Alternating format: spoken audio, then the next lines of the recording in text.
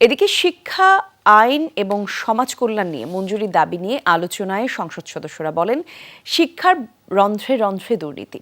স্থানীয় শিক্ষা অফিস থেকে শুরু করে ঢাকা সব ক্ষেত্রে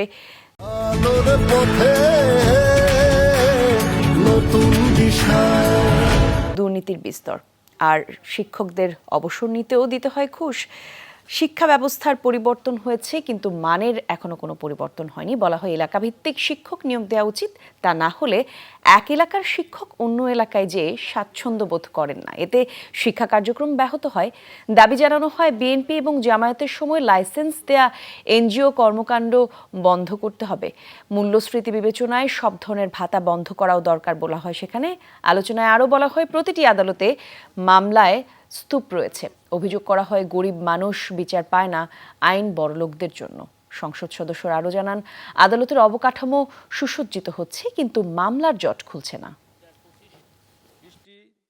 2007 সালের 1 নভেম্বরের আগে কিন্তু বিচার বিভাগ স্বাধীন ছিল না। যখন পৃথক হলো তখন জুডিশিয়াল ম্যাজিস্ট্রেটরা আসলেন, এবং আসার পরে যেটা হলো, তাদের বসার জায়গা ছিল না।